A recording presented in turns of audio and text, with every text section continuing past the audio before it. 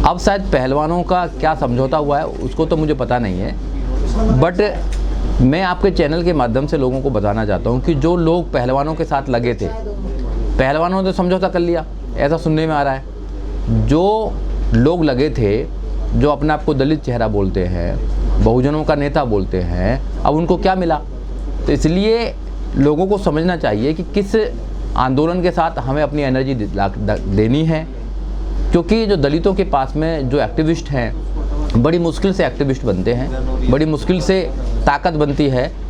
वो हमारी जो ताकत है वो अपने आंदोलन को लिए बचाई जानी चाहिए, क्योंकि हमारी बहुत सारी समस्या हैं। कहीं कहीं देखा गया है कि हमें मूँछों के नाम पर मार दिया जाता है, कभी हमारी बारात नहीं निकलने दी जाती है, शोषण होता है, अंगूठा काट लिया जाता है। आज भी पूरे देश में दलितों पर भिन्न भिन्न प्रकार से अत्याचार होते हैं। तो हमारे जितने भी लोग हैं उनकी आवाज़ हमें उठानी चाहिए, और जो लोग दूसरों के आंदोलन में जाते हैं, अपनी ताकत को वहाँ बर्बाद करते हैं, हमारे लोगों की ताकत को बर्बाद करते हैं, वो तो वहाँ कंप्रोमाइज़ कर लेते हैं। कहीं ना कहीं उनके समाज भी तो हमारे लोगों पर शोषण करने का काम करते हैं। जब तो वो उनकी आवाज़ नहीं निकलती है, वो सब देखते रहते हैं। जब उनका समाज दलितों पर अत्याचार करता है, शोषण करता है, तो उनको आवाज़ उठानी चाहिए।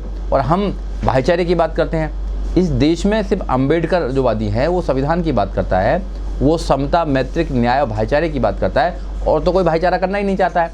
तो इसलिए हमें भी अपनी नीति बिल्कुल क्लियर करनी चाहिए कि हमारे मुद्दे क्या हैं, मुद्दों पे हमें कितना उनको आगे बढ़ाना चाहिए, क्या ताकत रखनी चाहिए, वो हमारी लड़ाई होनी चाहिए। जब बाबा साहब डॉक्टर अम्बेडकर से पूछा गया कि आप देश और अपने में अगर चुनना पड़ेगा तो किसको चुनेंगे, तो बाबा साहब डॉक्टर अम्बेडकर कहा कि मैं देश को चुनूंगा। और जब बाबा साहब डॉक्टर अम्बेडकर से पूछा गया कि देश में और अपने लोगों में अगर आपको चुनना पड़ा तो आप देश को चुनेंगे अपने लोगों को चुनेंगे, तो बाबा साहब डॉक्टर अम्बेडकर कहा कि मैं अपने लोगों को चुनूंगा, क्योंकि हमारी समस्या बहुत ज़्यादा है। तो उनकी समस्याओं को लड़ने के लिए लाखों करोड़ों लोग हैं। हम न्यायप्रिय लोग हैं तो हम उनका साथ देते हैं, पर हमें अपनी समस्याओं पर ज़्यादा अपने आप को इन्वॉल्व करना चाहिए। देखिए, तो पहलवानी बताएंगे उनको क्या मिला, मगर इस बात से जाहिर होता है कि इस देश में जब ताकतवर इंसान होता है तो सरकार भी कुछ नहीं कर पाती है। चाहे पॉक्सो में केस हो, चाहे 376 का केस हो, तो सरकार भी और पुलिस भी उनका साथ देती है। और काफ़ी दिन बैठने के बाद भी उस व्यक्ति को गिरफ्तार नहीं किया गया, पुलिस ने कोई कार्रवाई नहीं की। अगर कोई आम आदमी होता तो सबसे पहले जो पुलिस है उसको गिरफ्तार करती, जेल में भेजने का काम करती। देखिए, जब सरकारें किसी आंदोलन को विफल करना चाहती हैं, कुचलना चाहती हैं, तो सरकारें कर सकती हैं, क्योंकि सरकार में बहुत ताकत होती है, पुलिस उनके पास होती है, सारी ताकतें उनके पास होती है। तो इस आंदोलन के पीछे जो लोग लगे हुए थे, सरकार ने मन बना लिया था कि उनका कुछ नहीं करना। जो अपराधी इस किस्म के हैं उन पर पहले भी बहुत सारे केस हैं, उनको बचाने के लिए सरकार के लोग, जो धर्म का चोला पहने हुए वो लोग, धर्म के ठेकेदार सब आ गए थे कि अगर एक इंसान को अगर जेल भेज दिया गया तो तूफान आ जाएगा, तो उनको बचाया गया। एफआईआर भी इसलिए हो गई क्योंकि सुप्रीम कोर्ट ने उसमें डायरेक्शन दी थी, नहीं एफआईआर भी नहीं होती। जिस देश में अगर कोई इंसान एलिगेशन लगा रहा है, जबकि सुप्रीम कोर्ट के कई ऐसे साइटेशंस हैं, ललिता कुमारी versus state of Uttar Pradesh का एक जजमेंट है कि अगर पुलिस वालों को ऐसी कोई इन्फॉर्मेशन मिलेगी जिससे कि कॉग्निजेबल ऑफेंस का प्राइमा फेसी बनती है, तो police is duty bound to register an FIR, उसकी ड्यूटी है। मगर इस देश में एफआईआर कराने के लिए भी आंदोलन करने पड़ते हैं। अफसोस की बात तो यह है, इस देश में एफआईआर करना भी अपने आप में एक संघर्ष है। और रात दिन, चाहे वो मध्य प्रदेश हो, चाहे उत्तर प्रदेश हो, चाहे राजस्थान हो, चाहे देश के अलग राज्य हों, वहाँ पर दलितों के साथ में जो अत्याचार हो रहे हैं उन पर तो ना सरकार आवाज़ उठाती है और ना ऐसे लोग आवाज़ उठाते हैं जो बड़े बड़े लोग हैं। लेकिन जाटों की जो बहुत बड़ी खाप है, चौधरी हैं जो हुक्का गुड़गुड़ाते हैं पंचायतों में, जो सरकार पे दबाव बनाते हैं, सुप्रीम कोर्ट पे दबाव बनाते हैं, वो कुंद क्यों हो गए, क्यों नहीं मुखर हो पाए इस मामले में? वो देखिए, इस देश में ताकतवर वही है जिसकी सरकार है, जिसके पास में राजनीतिक पावर है। क्या दबाव में है खाप सारी? देखिए, राजनीतिक पावर उनके पास आदमी नहीं है, वो एक पार्टी के पिछलग्गू बने बैठे हैं। जो समाज पार्टियों के पिछलग्गू बने बैठे हैं उनके समाजों में कोई ताकत नहीं है, इसलिए अपनी ताकत बनानी चाहिए। राजनीतिक पावर में सबसे ज़्यादा ताकत है, अपनी राजनीतिक पावर होनी चाहिए या राजनीति में आपकी हिस्सेदारी होनी चाहिए। जिन समाजों की राजनीति में हिस्सेदारी नहीं है वो समाज हमेशा शोषण झेलते हैं, इसका जो एग्जाम्पल है वो दलित समाज है। दलित समाज कभी भी 84 से पहले राजनीति में हिस्सेदारी उसकी नहीं रही है। वो हमेशा किसी न किसी पार्टी का पिछलग्गू बना है।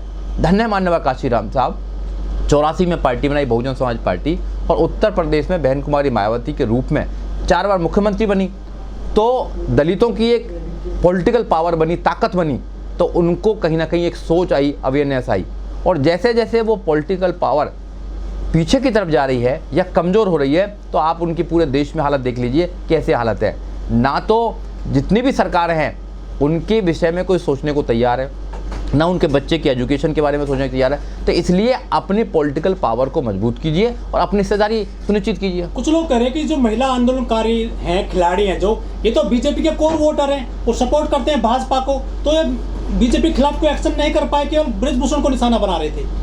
नहीं, बिल्कुल ठीक बात है। जितना भी जाट है वो सब बीजेपी को तो वोट ही देता है, चाहे वो हरियाणा में हो, चाहे उत्तर प्रदेश में हो, तो वो तो उनकी पसंद है, क्योंकि वो तो सबसे बड़े हिंदुत्व, अपने आप को हिंदू मानते हैं। लेकिन तो जो हिंदुत्व के षड्यंत्र में फंसे हुए हैं, तो वो तो सरकार तो उन्हीं की चल रही है। देखो, चंद्रशेखर बताएगा उसको उनको क्या मिला, वो तो मैं नहीं बता सकता, पर हमें सोचना चाहिए कि हमें अपनी ताकत कहाँ लगानी चाहिए, क्योंकि हम कहीं भी अपनी ताकत लगा देते हैं।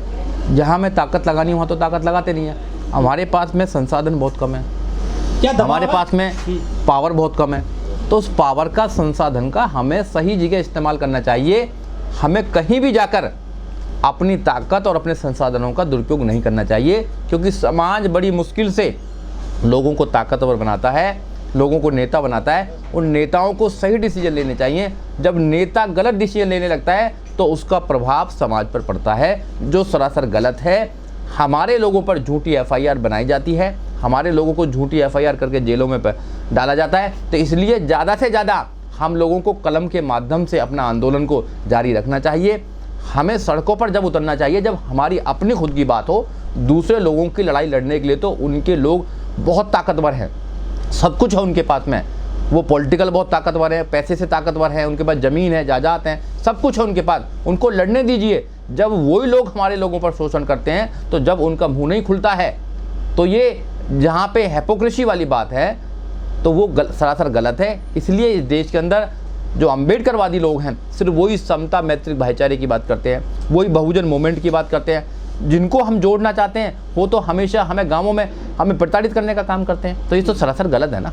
ऐसी एक मानसिकता है, और वो मानसिकता बहुत सारे लोगों के अंदर है। भारत में जो मानसिकता लोगों की बनी हुई है, शोषण करने की मानसिकता बनी हुई है, महिला का शोषण करने की जो बनी हुई है, दलितों का शोषण बनने की हुई है। इधर एक तरफ जानवरों को तो सम्मान दिया जाएगा, जानवरों को तो सुरक्षित की जाएगी, मगर यहाँ दलितों का कोई सुरक्षित नहीं है। उसके मैं खिलाफ हूँ। और बड़ी मुश्किल से संविधान के माध्यम से देश में लोगों को न्याय मिला, लोगों को पढ़ने का अधिकार मिला। आज उस संविधान को कमज़ोर किया जा रहा है, मैं उसके खिलाफ हूँ। इसलिए हमारे लोगों को, जो अम्बेडकरवादी लोग हैं, उनको सही दिशा में काम करना चाहिए। जब भी हम पॉलिटिकल पावर को स्थापित हो सकते हैं, पॉलिटिकल पावर बना सकते हैं। और जिस दिन आपने राजनीतिक पावर बना ली, उस दिन आपकी सारी समस्याएं दूर हो जाएंगी। अफसोस तो यही है कि हम दूसरी पार्टियों के पिछलग्गू हैं, और जब तक हम दूसरी पार्टियों के पिछलग्गू बने रहेंगे, जब तक हमारी समस्या का सोल्यूशन नहीं होगा। तो ये खिलाड़ी कामयाब हो पाएंगे, करेंगे आंदोलन, लग रहा है आपको? अब कामयाब कौन होगा कौन नहीं होगा ये तो मैं बता नहीं सकता। मैं धीरेन्द्र शास्त्री तो होने की पहले बता दूंगा। कानून का मामला है, कानून में सही इन्वेस्टिगेशन होनी चाहिए। दूध का दूध, पानी का पानी हो जाएगा। अगर एलिगेशन में कोई ताकत है तो वो जेल जाएगा, नहीं ताकत है तो कुछ नहीं होगा।